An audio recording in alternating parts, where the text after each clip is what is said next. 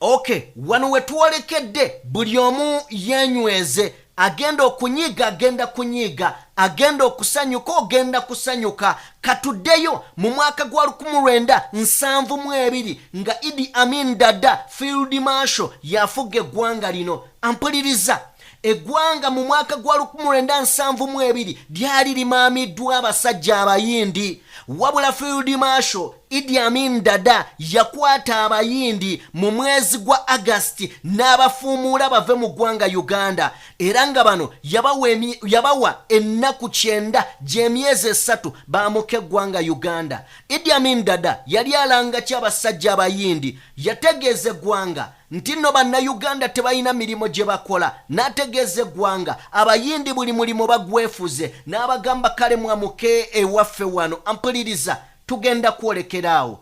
Tugenza okutuuka olunaku olwaleero ng'eggwanga erya China lirabika litutte kumpi ebitundu nga 45 mu ggwanga Uganda, n'emirimu gyennyini bannayuganda tebakyasobola ku accessinga mirimu olw'ensonga nti eggwanga erya China lirabika litekinze over. Muve ku kisaawe ky'Entebbe kye baatwala, wabula n'ebintu ebirala nkuleetedde ebigambo ogenda biwulira bw'otambula ne DPTV Uganda. Ampuliriza, obumanyi bw'otambuliramu tetwagala kubeera ng'oba oliawo ebintu tubibuusa amaaso. Nzikiriza mukwano gwange olunaku olwaleero tubeeko ebigambo ebiyitirivu bye tugenda okuba nga tutunuulira ebya Pastor Alozias Bugingo Niyonzimana, ate nabyo biryawo matankane ng'ampale z'aba 7. Ampuliriza, nzikiriza nkubuuzeeko, osiibyeyo otya yonna gy'osinzidde okubanga ogoberera omukutu guno? Weebale kuwatanya egikusumbuya olunaku olwaleero. Kansuubire nti ogimaliriza, tannagimaliriza ate genda maaso n'okubeera ng'okkakana ojja gimaliriza ate likitaggwa. Njagala kubeera nga ntandikirawo butereevu, wabula nga tetunnaba kubeera nga tutandika. Munnayuganda munnange, njagala kubeera nga nkutegeeza nti His Excellency Robert Kyagulanyi Ssentamu Mitembo aka Bobby Wine, People's President omulonde, ampuliriza ali munda mu ggwanga lya America eri mutabani wamanyiddwa nga Solomon Kampala bwe babadde baddukako ku emisinde. Mbadde njagala tutandikiraawo, then bwe tuvaayo tugende mu bigambo anti byakaaye dda.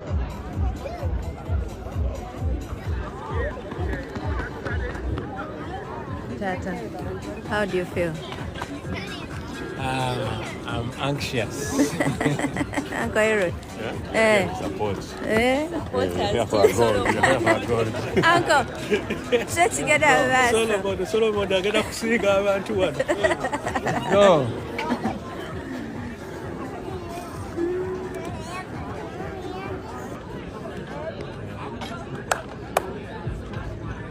Let's go, Solo.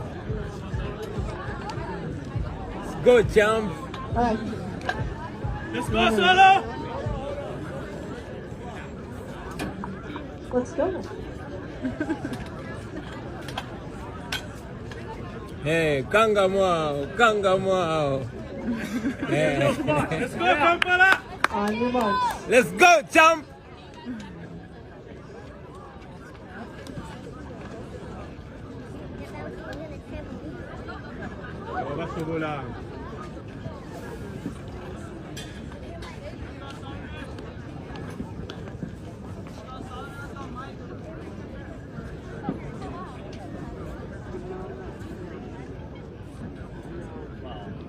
Sir.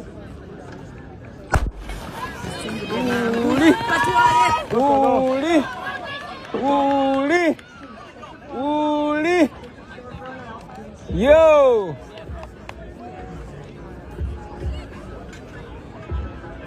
Okay, bwe tubanga tuvuddeko eyo tumwagaliza birungi byerere Solomoni Kampala abasajja bayagala ensi yaabwe n'amannya g'abaana ne bagatuuma ebibuga mu nsi yaabwe ye Robert Kyagulanyi Ssentamu. Njagala kubeera nga buterevu nnyo nkugatta kana katambi, njagala tugende maaso n'okuba nga tutunuulira olunaku oluwajjo twalabya firimu ya Pastor Bujingo nga Mukama Katonda Saamaloboozi amubuulira nti munnange kawansi amasasi ne gavuga. Kakati ate waliwo akalala firimu omanyi batuzannyira series, kakati waliwo yakukaaba. Ampuliriza katulabe firimu y'okukaaba nkutandikisiza akatambi ng'abaana bakataddemu ebirungo.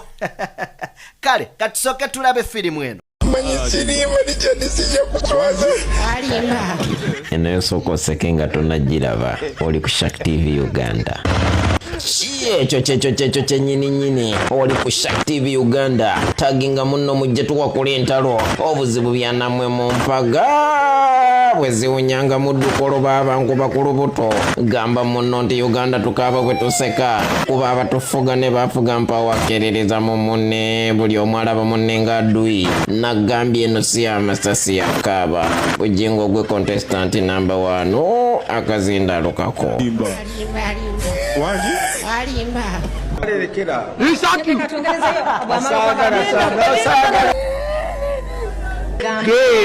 Genda sikulabe Kampala.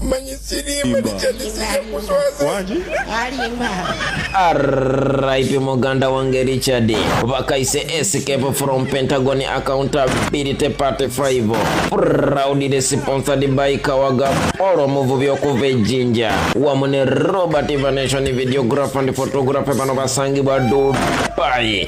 Tosubwe ebirige ebinene n'otuligo otutono nga tukaaba otuligo otutono tuliga wabula nagambye eno yo yakukaaba katulabe engeri ekiriga ekinene gye kikaabamu. Okiga nkubya amasasi. Limba. Ndakibi.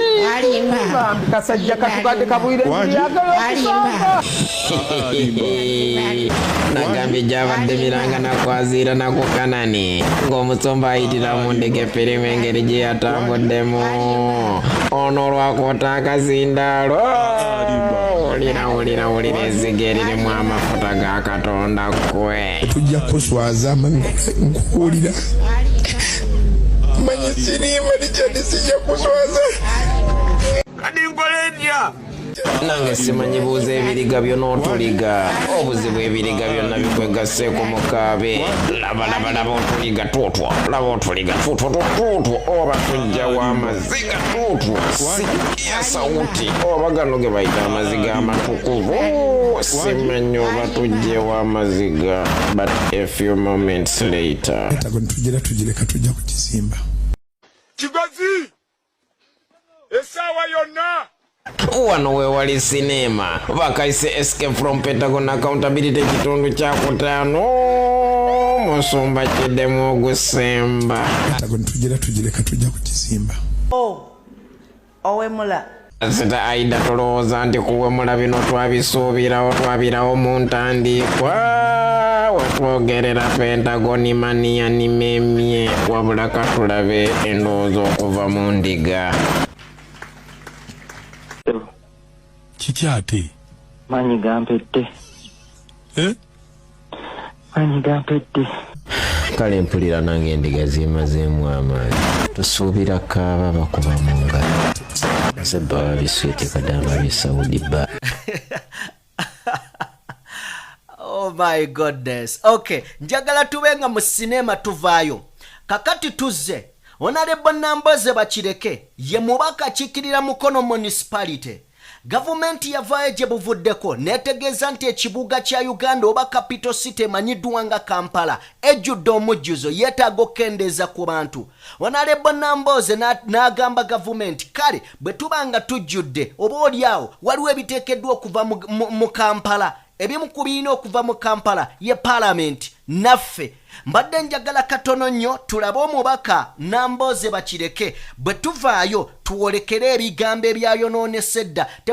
Temukyali awo mugamba mbu Entebbe airport bagitwala ne Kidepo National paaka nakumiranga na biwoobe dwaki ggwanga lya China ebigambo bibino byakaaye dda. Kampala bw'aba ayitiriddemu omujjuzo bagobemu paalamenti tugitwale embaale tugitwale Kalamoja kubanga ababaka ba paalamenti kyangu nnyo okugenda ne tusula mu hotels e Kalamoja ne tukiikirira abantu ne tukomangawo kuno okusinga okugamba omunaku we Nakasero nti vawa n'alagewa. Bwe tunajja mu institutions ennene mu kibuga n'abantu bajja fuluma. Olwaleero buli paalamenti lwetuula mu kibuga ffe b'MP n'abakozi baffe tuleeta mu kibuga mu emmotoka nga 100 ne tuzisimba muno olunaku lwonna emmotoka 100 abaka ba paalamenti 553 ogatteko abakozi bali eyo mu 7 kakati ate buli mukozi mu paalamenti wadde ne tigala alina emmotoka kati ne tuleeta emmotoka ne tuzijjuza muno. Bw'oba tonnafulumya ffe tosobola ganti no mukazi atunda amenvu wali bambi mu traffic jam nti ate yalesa akalipa kano mu Kampala. Fulumya parliament zino zi university ezetaddewo nti buli university ebeera n'ettabi e Kampala buli university ebeera n'ettabi e Kampala. Kati kiki ekitugasa nti oli university y'enkozi nti oli university y'embale ng'ate olina ettabi abayizi abasinga bali muno mu kibuga. Ebyo byebintu byetuteekwa fulumya wano tuteekwa fulumya President Museveni mu kibuga addeyo Entebbe yaggala enguudo awo ebizimbe ebirala tabikiriza kukola nti simanyi omwaliro ogusembayo ku Mapera House yaguganamu abantu bwe babeerako balingiza ewuwe eri Okero building bagiganako abantu woteri zonna eziri awo waggulu Nakasero tezikyakola naye ate tuzisasula ssente nga bannayuganda nti tubagamba temuleeta abagenyi kubeera ku mwaliro bwe guti. Kati mmanyi gavumenti esasula billions eri Catholic Church aba Centenary nti kubanga omwaliro ogusemba waggulu ku Mapera House President kulwebyekwerinda gwe baguganamu abantu naye ate tugusasulira. Kakati omuntu aleese omugizo mu kibuga muno ya mwami Museveni addeyo Entebbe mu State House. Parliament eno etusova wano efulume egende mu kibuga ekirala oba ewala batyayo bajje wali ewaffe mukono tubalinze. Kati singa tunaafulumya ebitongole ebinene bwe bityo n'abantu bajja kwetoolako batugoberere kubanga abamu bali wano olw'okuba bazze kuweereza ffe. Nti omukazi atunda wali bu notebook ekimutuuzaawo kuba ababaka ba paalamenti we bayita bamuguleko bw'onootwala paalamenti emukono oba ekayunga oba embala oba Kalamoja naye ajja kusenguka agigoberere olwo omujjuzo gutooleko. Tulekerayo ng'awo okutunuulira abanaku ng'ebisasiro nti buli we twagala okwera Kampala tugoba abanaku. Ekyo ekintu nkisabye wano waliwo concept empya eyazze ebbanga lyembadde omulwadde neeyamba obudde bwange obwo nengamba kaneme kubeera wano bumpiteko nenfuna omukisa British Council n'Impact Scala nensoma mu Leeds University nga nsinzira mu kisenge wange nensoma course mu kye bayita Ethical City Management okubeezaawo ebibuga ng'okola ebyo ebireeta essanyu eri abantu naddala abanaku ng'obalowoozaako sikola bukozi bintu mbwanti ffe bwe tuti bwe tukola mbu atali simanyi ate n'abagagga tuteekwa obakaliramu. Bw'oba ozimba ekizimbe moolo lekamu space ababukantini babuteekawo munda bwe batwe bakoze mu mawanga amalala. Bwe tutambula ate tutambulira ku nsimbi za muwamusolo bino byetuyigayo nti tokyakkirizibwa mu bibuga binene kuzimba kizimbe kinene n'otalekaawo space mwaliiro ogw'abanaku bateekewo bukantini bwabwe. Ate ne bukantini obwo gavumenti n'egenda n'ebukola through ebitongole ebiringa KCCA wano nga buli standard bulungi era nga waliwo n'ebyamaguzi ebimu omugagga byatatunda. Genda kati mu bibuga bya America ebisinga abagagga tebakyatunda perfume oyo wabanaku. Abagagga tebatunda masaawa ago gabanaku. Abagagga tebatunda accessories z'amasimu ezo z'abanaku. Kakati babalekerawo ka space awo munda mu bizimbe binene nabo ne bakolerawo kubanga the rich should learn to live simply so that the poor can simply live. Kine abagagga tubagobe mu bibuga badde mu byalo kubanga omugagga ajja kwanguyira ofuna mbyola ensinga ya mulwadde muleete Mengo. Omugagga ajja kusobola ovuga kilomita 10 okujjokola. Omugagga asobola okubanga yetuusako byonna byayagala mangu awo. Naye abaavu mu nsi ekuze be bannannyini bibuga era tuteekwa bitegeka nga tubasuubira nti be bannannyini byo era be balina okubibeeramu. Ndowooza nti ekiseera kituuse we think out of the box. Bakansala bano tubasasula bulungi nnyo twagala basobola n'okujja wano buli lunaku ne bateeseza ekibuga. Era kyenjagala mukyala Betty Kamya olabewo kansa eno bakansala bano balabewo oba empowering tubawe confidence bateeseze ekibuga ebintu ebitwala mu maaso ate tubawe ne ku ssente ezo nga mukyala Betty Kamyaza alina mu ofisi ye batambuleko yate okubeera ne kansala n'omugamba teeseza Kampala nga tagendanga na Nairobi kimubeerera kizibu batambuleko balabe abantu bwe bako okay bwe tubanga tuvuddeko wa Honorable Namboze munzikirize mikwano gyange mbayingize amawulire ag'ennaku amawulire agatiisa ampuliriza gavumenti ya mwami Museveni mu bingi byegenze maaso n'okuba ng'ekola mulimu okubeera ng'eggwanga lyaffe n'ebintu ebiririmu ebisinga bitundibwa kakati basigadde kwata kyapandooza kyansi nakyo bakiweeyo twagala nnyo Uganda ne Uganda gye twagala waliwo abalabika nga Uganda tebaagalira ddala tujagale oba tugyeyagaliremu ate ng'amawulire ge tugenda maaso n'okuba nga tufuna ebyo ebitulimu matu ne bye tuwulira mu bantu bagamba tufuga bandibeera nga si bannayuganda ng'oba oli awo yandibeera nga y'ensonga enkulu oba big factor ku lwaki tebaagala nsi yaabwe njagala katono nnyo mikwano gyange tusooke tugende mu kayimba kano kubanga kajjuliriza bulungi nnyo kye tugenda okwogerako Idi Amin Dada nga yakola kyamaanyi okulaba nga defending ensi yagijjamu abagwira ate gavumenti ya Tibahabulwa Kaguta Museveni yakoze kyamaanyi ekisukkiridde okulaba ng'eyingiza abagwira katufuna akayimba kano Nasaliba mu Uganda era nkulidde mu Uganda nalulungi wakune gwange donde yasalibwa mu nze Uganda yange n'okujagala sasoma wabula butonde kankula museko mama Uganda ekkula Afrika bwakedde tweyagalira eno bbona kiralumire eri abatafuna kwebyo birungi Uganda byerina kwagala nnyo Uganda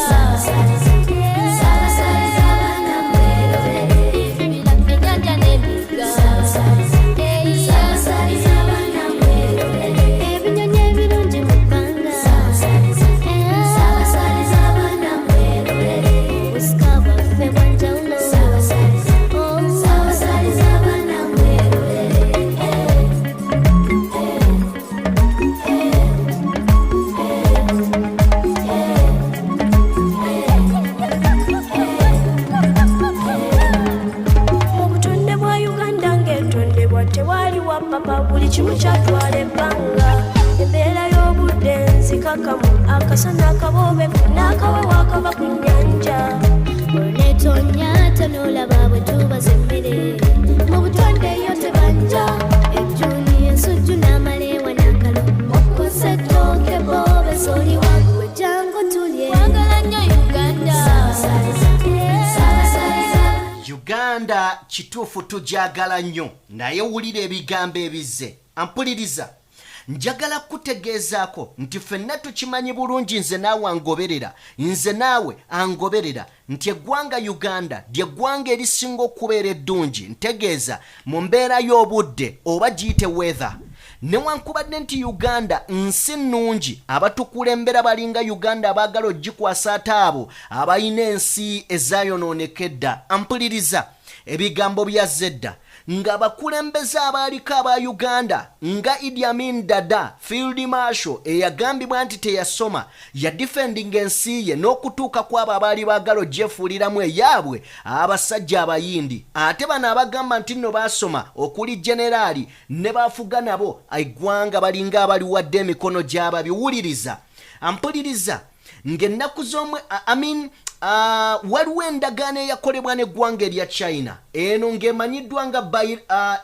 nga Biotic Agreement endagaano eno eyakolebwa wakati wa Uganda n'eggwanga erya China era ng'eno yakolebwa ambasada wa Uganda mu ggwanga erya China amanyiddwa nga Olivia Waneka yagenda maaso n'okuba nga asindikibwayo mukama we generaali Yoweri Kaguta Museveni ogenda okulaba ng'oba oliawo bakola endagaano wakati w'eggwanga erya China ne Uganda okubeera nga China esuubula ebintu mu Uganda wuliriza ebigambo byendeese ebyo byonna nga bigenda mu maaso tukimanyi bulungi nti eggwanga erya Uganda terikyalima bulungi kambugu n'eggwanga erya America ng'ate America ye yali oba oliawo ekolagana mu byensuubuligana n'eggwanga erya Uganda. General Yoweri Kaguta Museveni we yarealizinga n'akitegeera nti gano amawanga gakulembeza nnyo ensonga ya democracy ate nga ye talina n'asalawo akyusa obwanga asobole okuba nga akolagana ne China kossa n'eggwanga erya Russia era nga wetwogerera omuganda wange wetwogerera omukwano gubasaza mu kabu. Endagaano eno eyakolebwa yali etegeeza nti nno China enaagulanga ebyobugagga bya Uganda omuli emmwanyi era endagaano eno yatandikira ku mmwanyi. China neerayira era nekakasa nti egenda kubeera ng'egula emmwanyi ya Uganda.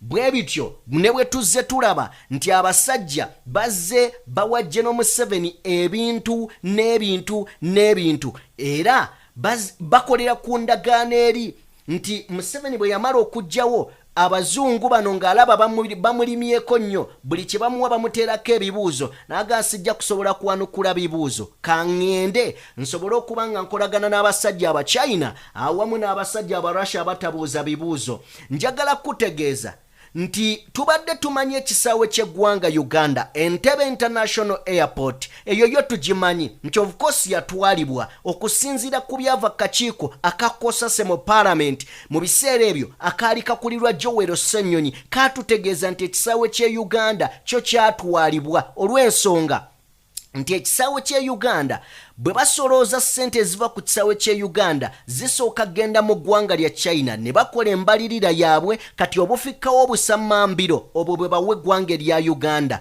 kitegeeza ekisaawe kyagenda. Njagala kukuzaayo ku mawanga agakolaganye ne China amawanga nga Zimbabwe baatuuka n'ekisaawe kya Zimbabwe ne bakitwala n'ebintu ebirala bingi ne bitwalibwa nga bwe guli wano mu Uganda twolekedde okubanga ebintu bingi amuganda wange nabyo bigenda. Njagala kutegeeza nti emyezi giringa 2-3 egiyise omwaka oguwedde najja nenkutegeeza nti Kidepo National Park eno yandibanga naye eri mu lugendo sinakindi nga wenkugambira bino nayo yatwalibwa dda abasajja aba China. Kakati njagala owulirize mu bimu ebigenda maaso n'okubanga bifiibwa tukimanyi bulungi nti mu Uganda tulina abantu abayivu abaana abasomye obwa yinginiya abaana abasomye ebintu ebyenjawulo naye nga bw'otunulya olunaku olwayo ku mirimu egigabiwa mu Uganda amazima gali nti bw'otunulya kampani ez'enguudo bw'otunulya kampani ezikola amasannyalaze bw'otunulira ebintu ebyenjawulo abasajja aba China be babiddukanya naye bw'obanga otunulidde ku bakozi be bakozesa ojja kwesanga nga kumpi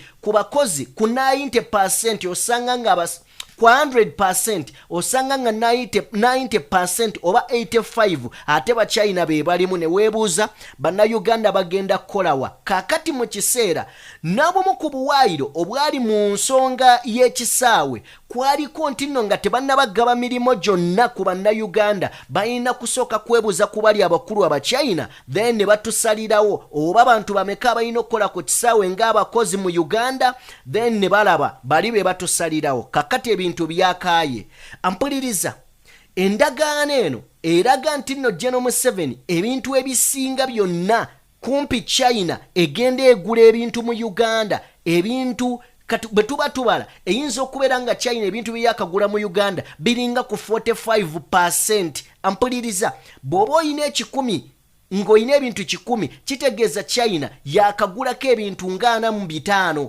ontegeerekeka mu ggwanga Uganda. Bw'oba obadde okyakaabira kisaawe Airport International amazima gali nti ebintu bingi biri mu kutundibwa mu ggwanga Uganda naye nga Idi Amin Dada yasinziira wano mu Uganda naawe abayindi ennaku 9 gy'emyezi 3 baamuka eggwanga lyattu Uganda ng'ensonga egobya abayindi y'ensonga y'okubeera nga baali beefuza emirimu gyonna nga bannayuganda tebakyalina kye bakola. Kakati bano abeefuula abagezi era abalowooza actually Mwami Museveni yagaana ne Idi Amin Dada okuddamu okulinnya ekigere mu Uganda ne okufa kwe n'omulambo yagugaana okudda awalana n'omufu naye ng'omufu tusaanye mu praisinga n'okusinga omulamu. Lwaki? Kubanga yakola ebintu ebigasa ensi ebigasa bannansi. Onoonya omugaso gw'abaliwo amazima gali nti nga singa mukera ku makya ne mukuba kalulu ku mugenzi n'omulamu ani katonda gw'abayamba alekewo muyinza omusaba omugenzi kubanga yali alumirirwa ensi ye. Kyekino kyenze mbagamba nti omuntu okulembera ensi tekikwetagisa bitabo nnyo, tekikwetagisa kubanga oli dokita, tekikwetagisa kubeera nga oli lawyer, tekikwetagisa kubeera nga oli kintu kirala nnyo wasoma masters olina degree PhD. No, okwagala ensi yo n'ogikulembera. Omuntu ayagala ensi ye yasaana ogikulembera. Ne mbagamba nti Robert Kyagulanyi Ssentamu teyasoma nnyo. siye bamatayi nnyo naye ayagala ensi ye. Bino byonna bigenda maaso. Amazima gali nti abasajja abachina batandise n'okugula amataka ne bagoba abantu wano. Batandise okugula amataka ampakanya. Waliwo ettaka dirisaidi z'ekapeeka eyo. Amazima gali nti omuyindi omuchina yagobako abantu 9 ye yaligula. Naye mu China agobye bannayuganda ku ttaka. Okitegeera agamba yaligula. Eyo yensi we tulaga. Entebbe International Airport yagenda dda n'ebintu ebirala bibyo biri mu kugenda. Kakati weesibe 2. His Excellency Robert Kyagulanyi Ssentamu yayogera ekigambo kiri n'agamba nti mujja kiwulira. Kino oba oli wa NRM, oba oli wa NRM, oba oli wa NUP, oba oli wa GEM, oba wa DP, oba wa FDC, kino jja kiwulira. Kakati mulimo gwaffe nga bannayuganda okuzuukuka ne tumanye ekyokukola tutaase ensi yaffe nga bukyali. Otherwise tugenda kufuuka ng'eggwanga erya Zimbabwe gye baawamba ebisaawe kumpi byonna ne babitwala. Okitegedde bulungi. So njagala kubeera nga ey'ensonga nayo ngikwata ngiwummuze ebbali nkakasa abategedde mutegedde eggwanga Uganda amazima gali nti bali mu kuligula. Era gye bunaagendera mu maaso eyo tuyinza okuba nga tokyayina kyammwe kye muva mulaba n'endaga muntu ze tulina. Munnange obeera munnayuganda emyaka ndowooza nga 7 gyokka. Njagala kubeera nga wonvaawo. Bwe mba nga nvuddewo njagala kugendako ewayeekolera Itongwa mwana wa maama. Njagala onzikirize mukulekereyo. Nsabe Mukama Katonda omulungi ow'ekisa takuumira mpeera abankuumire mwenna abangoberera. Tutambula ne Sheikh Ashraf omusomi wa dduwa. Munoonyeko gw'alina ebizibu eby'enjawulo. Atalina bizibu ate wali nsonga lwaki muganda wange omukubira naye gwawulira nga bikuyinze. Noonya Sheikh Ashraf omusomi wa dduwa. Mbalekedde yeekolera. Mukama abankuumire. Mbaagala nnyo. Peace. Manyi siriima likyadde sijja kuswaza.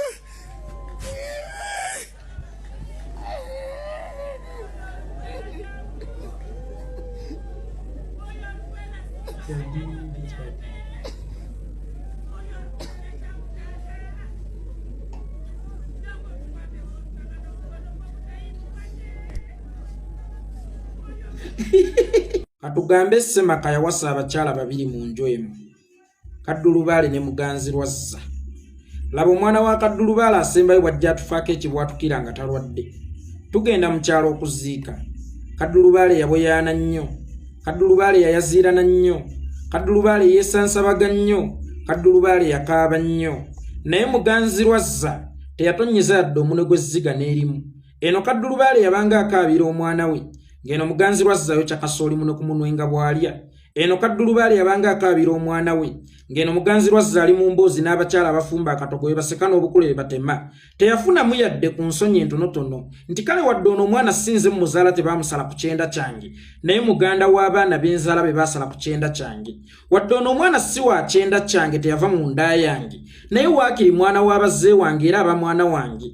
Wadde ono omwana sinze muzaala ne tubadde tubeera mu nnyumba emu ne mu kaseera akazibu ennyo ak'emagombe ak'okuteeka ssanduuko mu ntaana bateekeko amabaati bateekeko obutimba bayiweko enkokoto. Kaddulubaale yakaabanga yekka yeesansabaganga yekka yayaziirananga yekka n'atuuka n'okuzirika nga Muganzirwazza ali wali ayimiridde nga tosobola kumwawula n'abaziisi nga tosobola kumwawula n'abazzi. Teyafunamu na kuswalamu kugamba nti waakiri kaŋŋende nsemberere munnange baaba wange waakiri akaabe wadde nze sikaabe naye nga nze musiisiitira nti bambiguma nga yenze mmugumya nti baabaguma nga yenze mmulaga nti bannanga omwana aluma nga yenze mmuzzaamu endasi. Wano envuuvuumo zaatandika nga tetunnava na kuziika. nti naye muganzirwa zono si yasse omwana wa Kaddulubaale omwana yeebasenga mulamu ne bukeera ku makyanga mulamu n'azannya ne bagamba nti mu ttuntu afudde waliwo ekyasse omwana naye ate bwe weetegereza bode ya language ya muganzirwazza yalibanga ye yatigumbudde omwana wa Kaddulubaale mu ngeri ez'enjawulo oba yamusindikidde byokoola obanga yamuwadde butwa omanye ebiseera ebyo tewabangawo nnyo bya postmortem ng'omuntu bw'afa ebyo ebyamankyolo nga tugamba bugambi afudde kibwatukira oba kikutuko naye ng'abatuuze basobola okukola investigations ezaabwe batandikirawo okusonga olugalo mu muganzirwazza yatandika okuswala muganzirwazza yatandika okuwulira nga tayala ne mukuddayo ewaka yatandika okuwulira nga tayala olw'okuba nkola yaffe mu Buganda obutaviira bantu bafiiriddwa nga tebannaguma twabasuzangako ennaku kaakati n'ewaka woono ewa muganzirwazza ne Kaddulubaale mu maka ga mwami Kuseyini bwe kyali twalindalindako bambi basobole okuguma era twabakuumira ennaku ennungi zaali 7 ye wiiki nnamba abantu batandika okwesomboola okuzza okukubagiza mwami Kuseyini ne mukyala Kaddulubaale olw'okuviirwako omwana omuggalanda naye wakati awo mu kukubagiza ate muganzirwazza yakaaba nnyo omulanga gw'ataakaaba mu kuziika omwana waffe bannange omwana waffe ffenna abaaliyo mu kuziika twatunuulira muganzirwazza nga gano amaziga gaakaaba si maziga ga ddala wabula ge tuyita ag'amabikkansamo amaziga g'okukwenya amaziga ag'obulimba kubanga singa gaali matuufu neri mu kuziika yaali gakaabye naye oluvannyuma lw'obutagakaaba mu kuziika abantu ne bamusongamu olugalo yalabanga ensonga lwaki bamusongamu olugalo lwa butalaga kunyolwa lwa mubiri gwe butalaga kulumwa kwonna kwe kusalawo okukaaba mu kukubagiza naye ne weebuuza omuntu obulumi abujjawo mu kaseera k'omukubagiza than mu kaseera k'okuziika kuba akaseera k'okuziika kaliko akaseera k'okuteeka ssanduuko wansi mu ntaana kaliko akaseera ka lastisini babiseeko amabaati olwo tokyaddamu mulaba bataddeko obutimba olwo tokyaddamu mulaba bakubyeko enkokoto olwo tokyaddamu mulaba akaseera ako nze nandirowoozezza nti amaziga amangi we gaalisingidde era ke kaseera akasinga akubaako okugezesebwa mu kufiirwa naye ono ye akaseera mwe yasinga okukaabira ke kaseera k'omukubagiza lwa nsonga nti olwedde baali bamusonzeemu nti yaliba n'akakwate mu nfa y'omugenzi kati mu kugezaako okwagala okubuzaabuza nti sirina kakwate mu nfa y'omugenzi kwe kusalawo akaaba ennyo mu kukubagiza than bwe yakaaba mu kaseera k'okuziika kyekimu ne bugingo g'amaziga g'oli mu kukaaba otuuka okukaaba akajwijwiri obenga embizzi gye bali mu kulaawa gye bakutte ensigo gye bagenda okulaawa nga tewagakaabira eri mu kuziika mbu kyogamba wano ku katuuti walumiddwa nnyo Richard okusinga akaseera Richard nga kkirira mu ntaana oba ani abuzannya oba ani abuwandiika tuba tukyatendereza akasembyeyo nti kaabadde kanyuvu ate ne baleeta akazzeeko mwana ttunga kanyumya okwanama eno firimu bagiyita Laba style ya Robu musajja mukulu bugingo yazza atadde Robu mu katambaala Laba style anyigako mpola era njagala okukugamba Richard sijja kuswaza nawe kimanyi nti sirima yagenza okulaba Robu atandise omutima w'amaziga gaganya okujja ko ye kantekeko okunyinyibalanga ng'embuzi esaba akaboozi mbalage nti bannange numiddwa nnyo Richard speech gye wakola mu kuziika Richard nga tewalaga kunyolwa okwo speech gye wakola mu kuziika Richard nga teyali y'amaziga ne batuuka okuteeka Richard wansi mu ntaana tewakaabako ku maziga oluvannyuma lw'ekyo abantu batandika okusongamu nti naye kati okomyewo nankuba mpyo balaga nti Richard yakulumye nnyo na Laba style okuteeka Robu mu katambaala Richard sikulimba sijja kuswaza era kimanyi ndi sirimba Richard onaamuswaza 10 Richard onaamuswaza 10 Richard wamuswaza dda bwe wamuttanga ffala era emagombe bwe yatuuka Mukama yamubuuza nti otuusa otya nti gwe mbadde nkuuma yanzise n'amugamba gwe Muliro gw'obadde okuuma ate akutta atya Richard wamuswaza dda Richard okutandika okufutyanka enfayi okwo kwali kumuswaza Richard okumutta kwali kumuswaza Richard okumuzaabuza enfayi ku kituufu ekyamutta kwali kumuswaza Richard ogenda emagombe nga netategedde nti mukama we gwabadde akuuma ate yamututte emagombe kwali kumuswaza kati bw'ogamba nti Richard sijja kukuswaza Richard togenda mumuswaza 10 bujingo Richard wamuswazizza dda Richard yaweebuse dda Richard yaswalukuse dda Richard wamukakkanyiza dda musajja mukulu ekisinza okunnyumira agenza okulaba abeeri emmanga tebawulira mbu akaaba akazindalo yabadde akeerabidde n'akasika akakomyewo Richard sijja kuswaza sirimba okaabira kazindalo mwe mwetegereze bulungi ka vidiyo ako kentandise nako omuyeyi yabadde assizza akazindalo wansi n'ajjukira nti ab'emabega tebamuwulira ng'akaaba n'akakomyawo Richard sirimba sijja kuswaza gebisi gye bali mu kulaawa olimba nga bwe twawula enseko z'amabikkansaamu ku nseko z'essanyu era twawula amaziga g'obukuusa ku maziga ag'obulumi ago amaziga tegaviira ddala ku ggumba tegava mu kiwanga ago amaziga si ga bulumi ago bagayita robadoba style ga robu watadde robu mu maaso gy'otukakase nti bannange nze gwe mugambe yatta omugenzi ate nnyinza omukaabira bwe nti nze gwe mugambe yatta omugenzi ate nnyinza okulaga okunyolwa bwe nti omuyaaye yakuttera akaziya yadde akeerabidde ab'emabega nga tebajja wuwulira Richard sirimba sijja kuswaza ng'akabizike bali mu kulaawa ono yagala tukakasa nti siggo yasse Richard n'endiga ssebo ne zijjayo obutambaala muzika mukaabira kirwaki mwonoona amaziga bakitammwe bali ku bitanda banaatera okubaata amaziga muli mu ggoonoona ge mwalikaabidde bakitammwe muli mu ggoonoonera ku mutemu eyasse munnaate gwe mukaabirako mu kifo ky'okukaabira Richard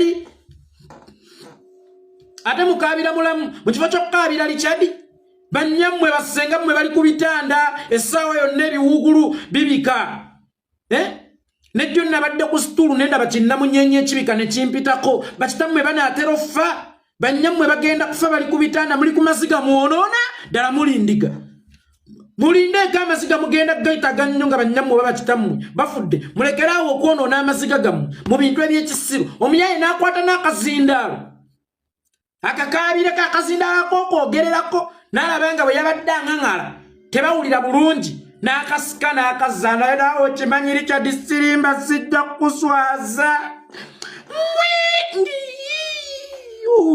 yagala tukakasa nti siggwe wasse Richard gwe wamusse Richard togenda mumuswaza 10 Richard gwe wamusse bujingo naye omuwandiisi wa script yo eno esembyeyo mulungi era singa abadde tagiwandiikidde mu bantu bagezi yali badde mugezi naye okuva lwekiri nti yagiwandiikidde mu bantu abagezi afuuse musiru kubanga abantu bammwe abawandiisi ba script bawandiika okusinziira ku ntegeera y'endiga zammwe kyokka ng'ate ennaku zino ebintu biri beyond kanisa yammwe ya Prayer of House Ministry yemuyina ekkanisa ŋŋamba ekibangirizi kyammwe byakisukka byafuuka bya pabuliiki so singa mubadde muwandiikira ndiga zammwe yali badde mugezi naye okuva lwekiri nti biri beyond endiga zammwe wallahi fara robadoba style yaganye omuyeyi yazanyize robu mu katambaala leero mbamaze leero bagenda bonna kugamba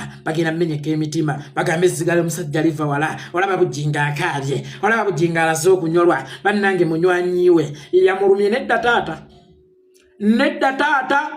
aga amaziga wali ogakaabira eri essembabule wali ogakaabira ssembabule okulaga nti olumiddwa nnyo kubanga yewali akaseera akasinga akubeera akazibu wakati mu kufiirwa akaseera akasinga okusoomooza wano nga munno bamuteekayo tokyaddamu kumulabako lubeya teyakaaba yanyumya na bulungi n'ebiwundu bye mu mugongo yanyumya bulungi nga talagadde bulumi omuntu alina ebiwundu by'amasasi mu mugongo alina engeri gye yabuuka mu mmotoka alina engeri gye yeesigamira atya akatebe ayina engeri gye yeesimba obwentongo obw'emmuli bugwe ennyingo wano ng'ayogera ku Richard. Naye maama wano ate alaze okunyolwa. Richard sirimba sijja kuswaza.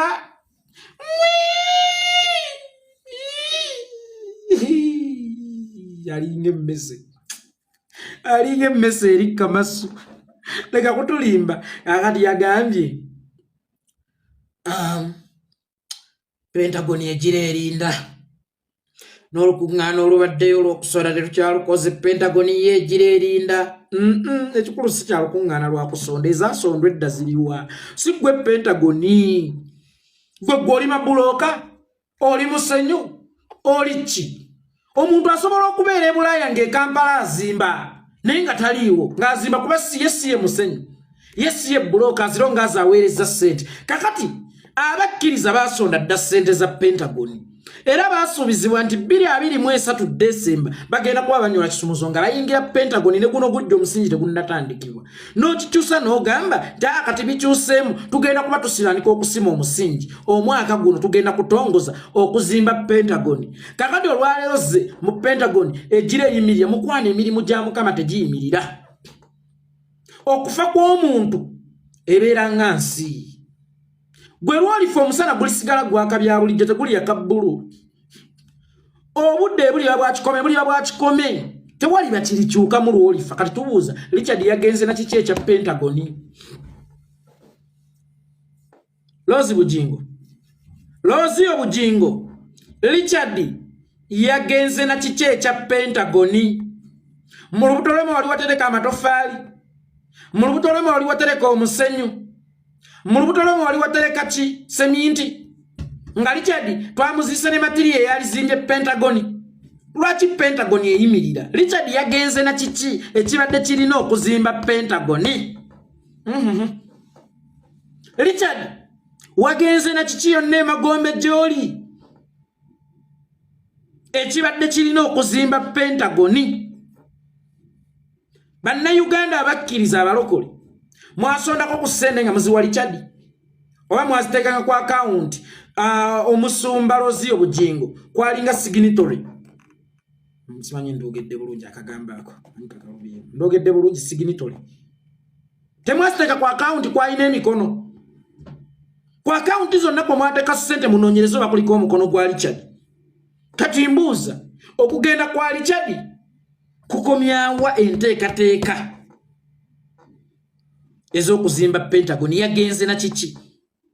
Olanya bwe yagenda Parliament yayimiriza ejjaayo. Kasarabanda teyatuula waawo mbagirawo. Kasarabanda anitamongi teyatuula mbagirawo emirimu gya Parliament ne gisagala nga gikwajja kubanga teyagenda na Parliament. Olanya si yali Parliament era bwe yafa Kasarabanda anitamongi n'atekinga over. Naffe tubuuza ono Richard eyakulumya ennyo gw'otagenda kuswaza ate akwataganira wa ne Pentagon, akwataganira wa ne kanisa.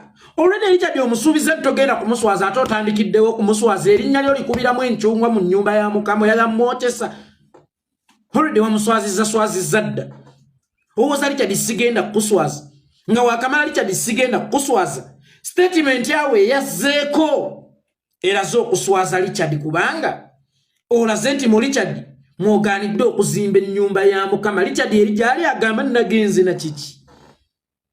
Bannanga abali emagombe nazze na kiki? Ebintu byonna mbireseeyo ku nsi. Sente zibadde zisondebwa ez'okuzimba Pentagon wallahi sibadde signatory ku akawunti yazo. Nagenze na kiki? Ate oza Richard togera muswaza ate oli mu kuswaza Richard. Zimbe kanisa va mu muzannyo obalangirira nti bannanga akasente twakala ne Suzani Makula. Pentagon eri namayumba yabaffe nga ndokompoka kuno nakuli mufwana abawandiri kyono omusumba afiiriddwa omukadde w'ekkanisa ne wabulayo basumba banne mu kuziika naye ng'abaliyo beba MK. Anaba mufuwa ngeri kine mu kubagiza ndaba bannamagye ndaba ba MK ndaba bannabyabufuzi be bagenda si basumba banne. Omuyimbi bw'afa abasinga okuba abasaale mu kumuziika babeera bayimbi. Muzanyo omupiira bwafa kyekimu, munnabyabufuzi wafa kyekimu, naye n'omusumba waawo afudde nga ne tulaba yeebunguluddwa bannamagye na bannabyabufuzi. Ono musumba oba munnabyabufuzi, basumba bannakolagana nabo oba akolagana ne bannabyabufuzi zijja zireeta omujaasi Katooti mwe oba kyabadde kibuligediyani nalabye bulanka bwa kibuligedi. Temwogera bye mutamanyi, abo bakacugi era ezo ennimi z'abakacugi munyalwanda. Temwogera bye mutamanyi, buli ayina kye yayogedde ku nfa eya Richard n'ebintu ebitakwatagana bye mugenda mwogera bukukeeredde. Genda okwate ennyoko era otise ennyoko, tandikira ku nze idiot. Kumanya nnyoko gwatugulira data, gwe watugulira essimu, bumwogere bye mwagala. Naye buli alina kyayogedde owedde nzigwa gwe Katonda wange n'ebisajja mmwe mujooga ani gwe mukwata emimwa. Genda otise nnyoko bwalifa sijja kwogera kale mumanyi, naye omuntu gwe tumanyi bwafa oba bwafuna obuzibu eyo ebeera public opinion. Tebeera yaba individual, tebeera ya family, tebeera yabasumba yokka, wabula ebeera public bujingo is a public figure. Kyonna ekimutukako tukkirizibwa kidiscussingako whether kiba favoringa oba nedda. Genda otise nnyoko, mugenda kukiraba, kagenda kubajjuutu, kagenda okajjuutuse nnyoko omusirusiru eyazaala ekiwottonono. Ani gw'otiisatiisa gwatugulira data, gwe yatugulira essimu. Oyo bulijjo mu nfa z'abantu zalokompokeramu, bulijjo mu nfa z'abantu zagenda abalaatiramu nga ye temumukwatanga. Genda otise nnyoko, kinyuma n'ossabika empisa nga kiba kiddayo ne kigwa kabenje emmotoka n'ekittirawo n'ekirinnya n'omulambo ne gubula. Mututiisa. Weetaaga kufa n'omulambo ne gubula, idiot. Mwogere bye munajjukira kubanga tugenda bakwata.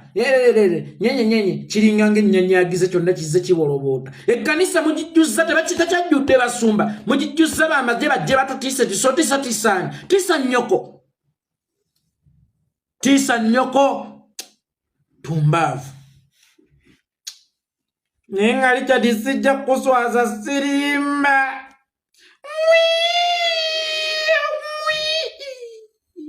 Wakuba dola z'okujolwa naye ate okujolwa tukulaga ng'embizzi gye bali nawe mu kulaawa.